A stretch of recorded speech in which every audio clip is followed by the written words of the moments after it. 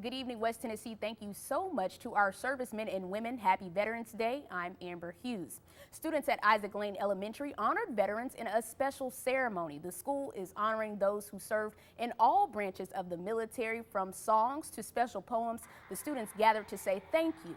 Special Speaker Jackson Police Department Deputy Chief Tyrese Miller spoke to the students about the important role veterans play in securing our freedom.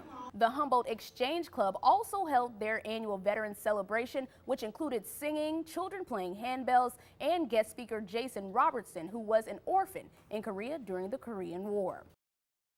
The superintendent of Jackson-Madison County Schools says his $148 million 10-year capital plan will save the district millions. Thursday, the school board unanimously voted to approve the plan, which includes a possible K-8 being built in the northwest part of the county, and also moving Madison Academic over to the University of Lambeth campus. Dr. Jones says his team thought long and hard about this plan.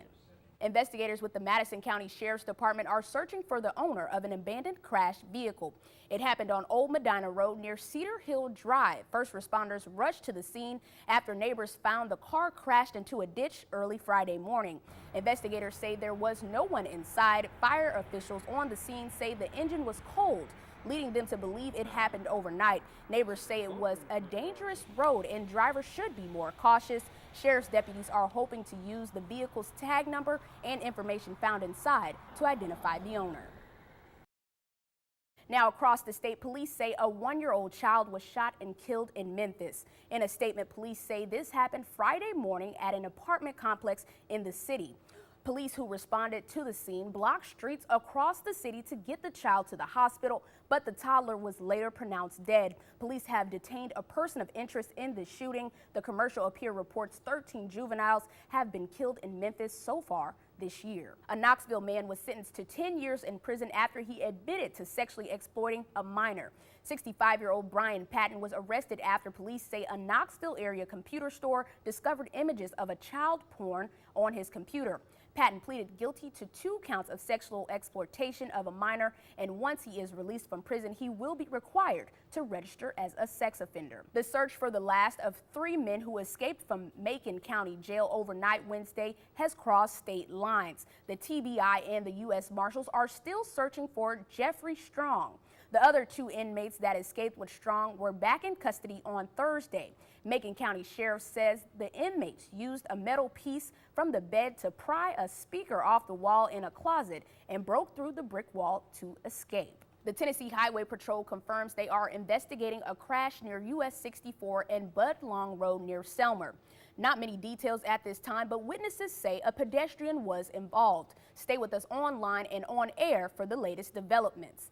Family members of the victims say the man hit was in his 50s. We will continue following this story. Our top story tonight, 3 crew members are recovering after a medical helicopter crashes in Union City. Union City police say the helicopter went down in the area of Harrison Street and South Home Street. Police say the helicopter was headed to the local 911 office to perform a training exercise, but while landing, the rotor disengaged, causing the crash. Investigators say the 3 crew members on board were transported with minor injuries. Police say the helicopter was coming from Troy, Tennessee. The FAA came from Memphis to investigate the cause of the crash, but say they cannot release any information at this time. The heartbreaking killing of 20 people in a Texas church is sending shockwaves across the country, including right here in West Tennessee. Many churches want to be safe and prepared. WBBJ 7 Eyewitness News reporter Eric Perry has the latest on how people are stepping up. In our continuing coverage, 2 suspects have been arrested in connection with 2 bank robberies in 2 different West Tennessee counties. Gene Howell and Janet Thompson were arrested in Alcorn County, Mississippi on October 25th. Howell and Thompson are charged with aggravated burglary, among other charges. McNairy County Sheriff Guy Buck says they are excited to get these 2 off the streets. A Franklin County deputy has turned himself in after being accused of misusing information in a criminal investigation. 47-year-old Timothy Martin Tyler is accused of providing a suspect with information about his impending arrest. Tyler has been charged with 1 count of misuse of official information. He has been booked in the Franklin County Jail and bond is set at $10,000.